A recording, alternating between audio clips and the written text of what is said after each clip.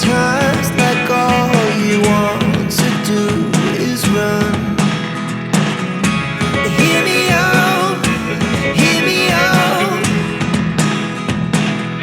If all the things you never show,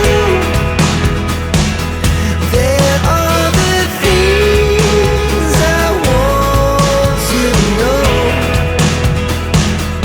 Secrets start in your heart so slow. But if you don't wanna tell me. Assalamualaikum.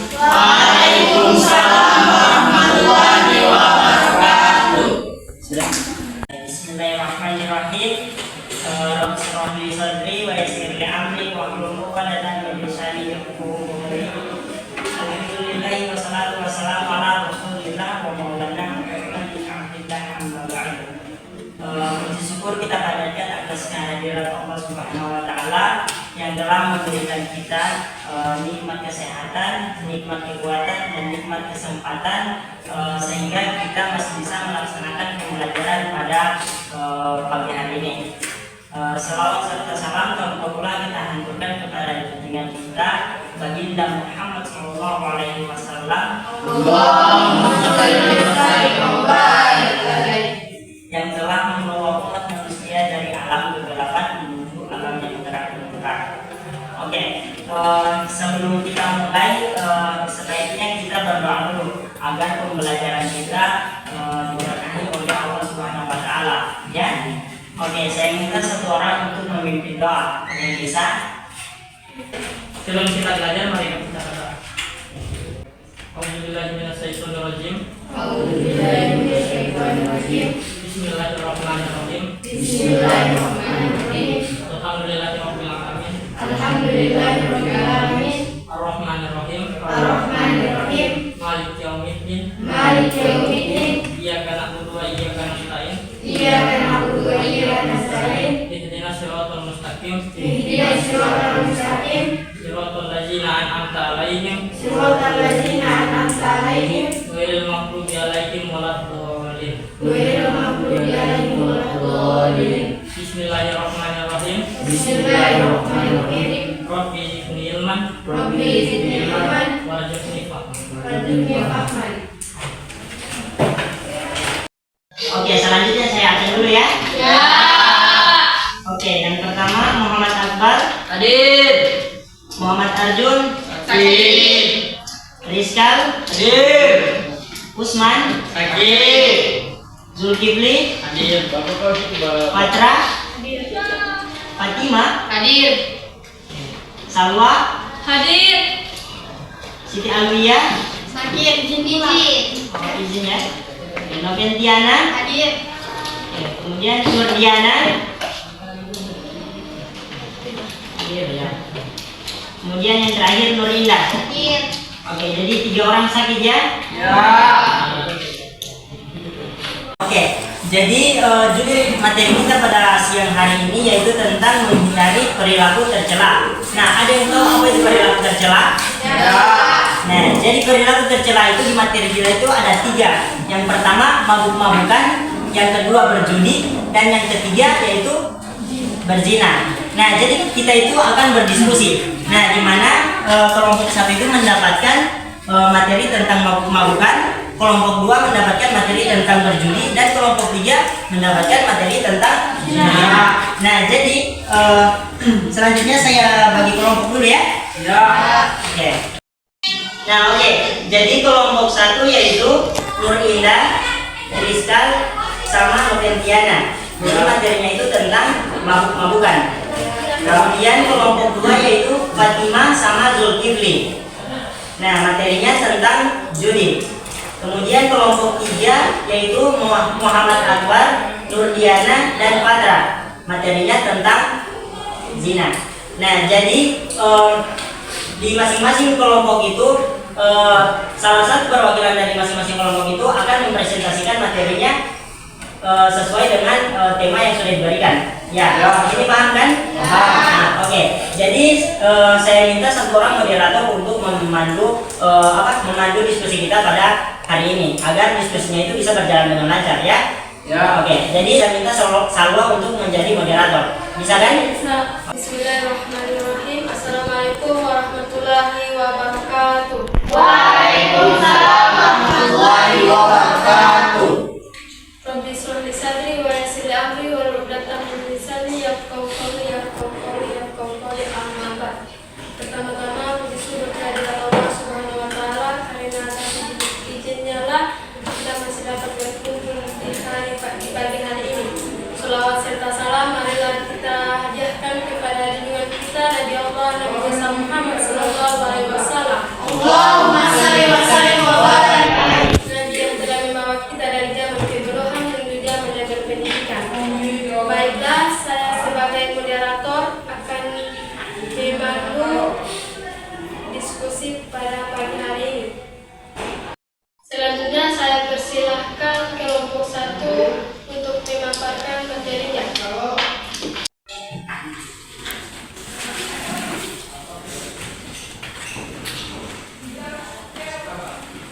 Baiklah, Assalamualaikum warahmatullahi wabarakatuh. Waalaikumsalam warahmatullahi wabarakatuh. Langsung saja. Kami akan presentasikan materi tentang mabuk-mabukan. Pengertian perilaku mabuk-mabukan. Perilaku mabuk-mabukan dapat dinikmati sebagai kegiatan mengkonsumsi minuman keras sehingga melalaikan tanggung jawab kemanusiaan sebagai wakil Allah di bumi. Dalam pandangan Islam, tindakan di atas diistilahkan dengan khamar yang secara kebahasaan berarti menghalangi, menutupi, dinamakan demikian karena menyelubungi dan menghalangi akal. Arti lain dari kata khamar adalah minuman yang memabukkan. Disebut khamar karena minuman keras mempunyai pengaruh negatif yang dapat menutup atau melenyapkan akal pikiran.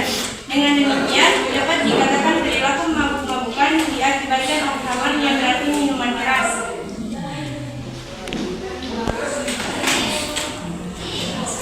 Jenis-jenis minuman yang memabukkan. Beberapa jenis minuman yang mengandung alkohol tingkat tinggi dan disinyalir sebagai mempunyai dampak buruk bagi akal dan kriminalitas di masyarakat, yaitu bir. Bir secara harfiah berarti segala minuman beralkohol yang diproduksi melalui proses fermentasi bahan berpati dan tidak melalui proses penyulingan setelah fermentasi. Yang kedua, brandy.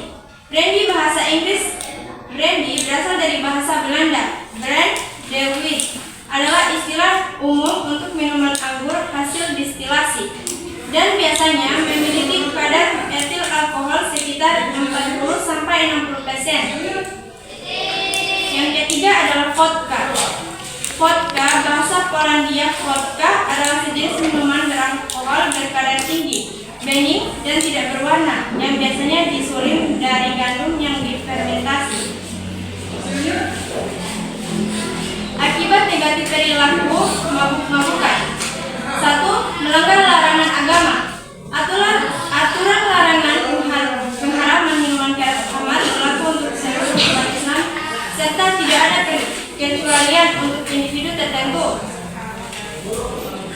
Terlarang melaksanakan ibadah. Al-Quran menjelaskan tentang bahaya mabuk-mabukan yang dikaitkan dengan masalah ibadah karena ibadah harus dilaksanakan dengan penuh kesadaran dan ketulusan. Tidak akan dapat dipenuhi oleh mereka yang hilang akal sehatnya. Menghias diri dengan kekotoran dan kekejian. Mayoritas ulama memahami dari pengharapan khamar dan menamainya sebagai keji serta perintah menghindarinya sebagai bukti bahwa khamar adalah suatu yang najis berdasar hadis Nabi Muhammad SAW yang artinya apa saja yang banyaknya memabukkan maka sedikitnya pun haram. Hadis riwayat Ahmad, Abu Dawud dan At-Tirmidzi.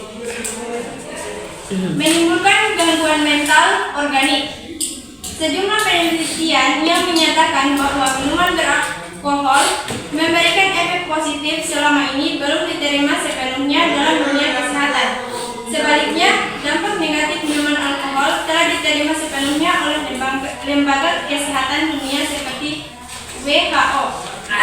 Menimbulkan kejahatan di masyarakat. Perilaku mabuk-mabukan merupakan salah satu bentuk perilaku menyimpang, yakni suatu tindakan yang dilakukan oleh seorang atau sekelompok orang yang tidak sesuai atau tidak menyesuaikan diri dengan norma-norma yang berlaku di masyarakat, baik yang dilakukan secara sadar ataupun tidak sadar. Mendapatkan sanksi. Sanksi agama yang pertama, para ulama telah sepakat bahwa bagi peminum khamar itu dikenakan had atau hukuman sanksi. Hanya saja, dalam menentukan hukuman had tersebut, mereka berbeda pendapat. Imam Syafi'i dan Abu Daud berpendapat bahwa had bagi peminum khamar dicambuk 40 kali dera karena demikian yang dipraktekkan oleh Rasulullah SAW yang diperintahkan pada masa Abu Bakar. Saksi kedua, hukum pidana pada hakikatnya berisi norma dan ketentuan hukum tentang perbuatan yang dilarang dan diharuskan, disertai ancaman pidana barang siapa melanggar larangan tersebut. Saksi hukuman yang diterima oleh pelaku mabuk-mabukan seperti diatur dalam KUHP bab 4 tentang pelanggaran kesusilaan pasal 539 adalah barang siapa pada kesempatan diadakan pesta keramaian untuk umum atau pertunjukan rakyat atau diselenggarakan arak-arakan atau umum, menyediakan secara cuma-cuma minuman keras atau spirits dan atau menjanjikan sebagai hadiah, diancam dengan pidana kurungan selama 12 hari atau pidana denda paling tinggi Rp375. Yang keempat, menghindari perilaku mabuk-mabukan. Perilaku mabuk-mabukan jelas diharamkan agama, karena berdampak buruk baik individu maupun secara sosial. Meyakini bahwa minuman keras adalah perilaku keji dan pelakunya diancam neraka karena termasuk dosa besar. Merenungkan dampak buruk mabuk-mabukan baik kesehatan maupun secara sosial. Menghindari bergaul dengan orang pemabuk. Memperhatikan dan merenungkan betapa buruknya orang yang sedang mabuk. Gunakan waktu luang untuk hal-hal yang bermanfaat baik bagi badan dengan olahraga ataupun bagi pengembangan jiwa dengan memperluas wawasan. Bergaul dengan orang baik dan aktif berorganisasi. Hikmah larangan perilaku mabuk-mabukan. 1. Mengonsumsi khamar di samping ada manfaatnya, tetapi keburukan yang ditimbulkan jauh lebih besar. Karenanya, khamar disebut perbuatan rijs atau kotor. Pengharaman mengkonsumsi khamar didasarkan atas akibat yang ditimbulkan, yakni hilangnya akal nalar yang ada pada diri manusia. Di samping adanya keburukannya bersifat ekonomi, kesehatan, dan sosial. Baiklah, sekian presentasi materi dari kelompok 1. Wassalamualaikum warahmatullahi wabarakatuh. Waalaikumsalam warahmatullahi wabarakatuh. Itulah pemaparan materi dari kelompok 1. Selanjutnya pemaparan dari kelompok 2.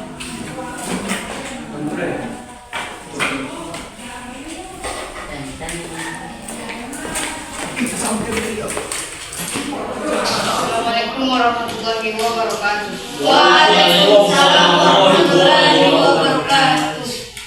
Saya perwakilan dari kelompok 2 akan memaparkan hasil diskusi kami.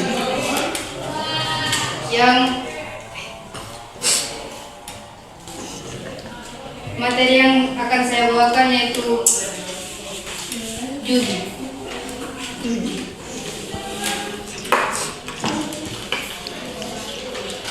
Perjudian disebut dengan maisir, yaitu segala macam bentuk permainan yang di dalamnya mendapat taruhan dan praktik untung-untungan. Dia membuat orang yang bermain berharap akan mendapatkan keuntungan dengan mudah tanpa bekerja keras. Judi yaitu semua permainan yang mengandung untung rugi bagi si pemain. Bahwa semata-mata mengajar berjudi sudah termasuk berdosa yang harus tebus dengan sedekah. Syarat suatu hal dikatakan sebagai sebuah judi menurut hukum agama Islam adalah adanya harta yang dipertaruhkan dan adanya suatu permainan yang digunakan untuk menentukan pihak yang menang dan pihak yang kalah. Unsur yang meliputi adanya permainan atau perbuatan manusia bersifat untuk keuntungan atau tidak dengan menggunakan uang atau barang sebagai taruhannya. Sebagai alat, Allah menyatakan bahwa judi masyir atau masyir merupakan dosa besar karena memiliki bahaya dan mudarat yang jauh lebih banyak dibandingkan manfaatnya.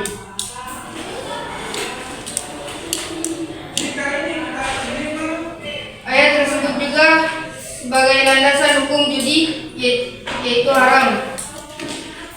Mudarat yang ditimbulkan seperti kejahatan dan kerusakan harta serta agama seseorang.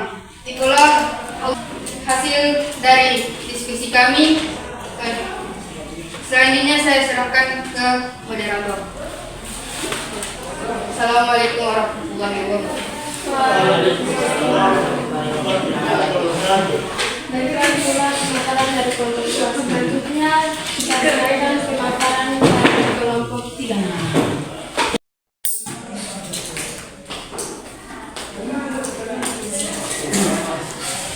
Assalamualaikum warahmatullahi wabarakatuh. Waalaikumsalam warahmatullahi wabarakatuh. Baiklah, saya perwakilan dari kelompok 3 akan memaparkan hasil presentasi kami.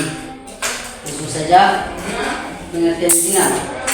Secara bahasa, zina adalah perbuatan dengan cara memasukkan alat kelamin laki-laki ke dalam alat kelamin perempuan yang mendatangkan syahwat dalam persetubuhan yang haram yang tidak terkait oleh hubungan pernikahan yang sah. Maksud dari perempuan yang mendatangkan syahwat adalah seorang yang berjenis kelamin perempuan, baik yang dewasa atau balik ataupun yang masih kecil. Pelaku tindak keji tersebut tidak terkena had, walaupun demikian hakim atau penguasa berhak mentazir atau hukumnya dengan pertimbangan maslahat hingga ia jera dan menyadari bahwa perbuatan menyetubuhi hewan ataupun mayat adalah tindakan yang haram yang harus dihindari.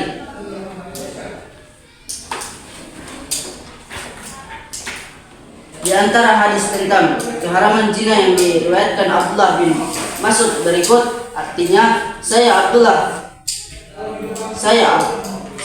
bertanya, yang dosa apa lagi? Nabi menjawab, engkau membunuh anakmu karena khawatir jatuh miskin.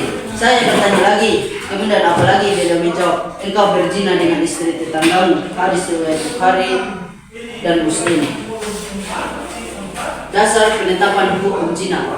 Penerapan had yang melakukan perbuatan zina atau laki-laki dan perempuan dapat dilaksanakan jika tertuduh diyakini benar-benar telah melakukan perzinahan, untuk itu berlaku berbuat zina. Berikut dasar-dasar yang dapat digunakan untuk menetapkan bahwa seorang telah benar-benar berbuat zina. 1. Adanya 4 orang saksi laki-laki yang kesaksiannya mereka harus sama dalam hal tempat, waktu, pelaku, dan cara melakukannya. Materi dari kami, selanjutnya saya serahkan kepada moderator. Wassalamualaikum warahmatullahi wabarakatuh. Waalaikumsalam warahmatullahi wabarakatuh. Baiklah, itulah pemaparan materi dari kelompok 3. Selanjutnya kita masuk ke dalam sesi tanya jawab.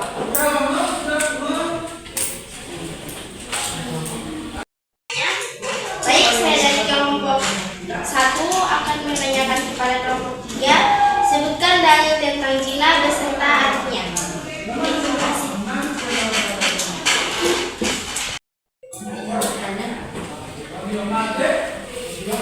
Saya akan menanyakan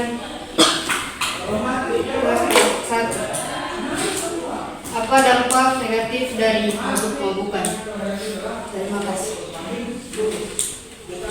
Moderator, saya ingin bertanya kepada kelompok 2, bagaimana cara menghindari perilaku judi? Baiklah, itu itulah pertanyaan dari masing-masing kelompok. Selanjutnya dipersilakan kepada masing-masing kelompok agar menjawab pertanyaan tersebut. Saya akan menjawab pertanyaan dari kelompok kedua, yaitu tentang apa dampak negatif tentang mabuk-mabukan. Dampak negatif tentang mabuk-mabukan adalah melanggar hukum, melanggar larangan agama. Kedua, terlarang melaksanakan ibadah. Tiga, menghias diri dengan kotoran dan kekejian. Yang keempat, menimbulkan gangguan mental organik. Yang kelima, menimbulkan kejahatan di masyarakat. Dan yang keenam, mendapat sanksi, yaitu sanksi agama dan sanksi hukum. Baik, terima kasih. Itu jawaban dari saya untuk kelompok kedua. Baiklah, itulah jawaban dari kelompok 1. Bagi penanya, apakah sudah bisa dipahami? Oke, baik, saya sudah bisa menerima jawaban yang diberikan oleh kelompok 1. Moderator, izin. Baiklah, saya akan menjawab pertanyaan dari kelompok 3. Bagaimana cara menghindari perilaku judi? Cara menghindari judi antaranya senantiasa beramal ma'ruf nahi munkar, menghindari pergaulan dengan para pejudi, hingga rezeki yang halal dan karena atas pemberian Allah Subhanahu wa taala. Itulah jawaban dari kelompok 2. Bagi penanya, apakah sudah bisa dipahami? Bisa. Apakah masih ada pertanyaan? Tidak ada. Baik, jika sudah tidak ada, saya akan menyimpulkan hasil diskusi kita. 1.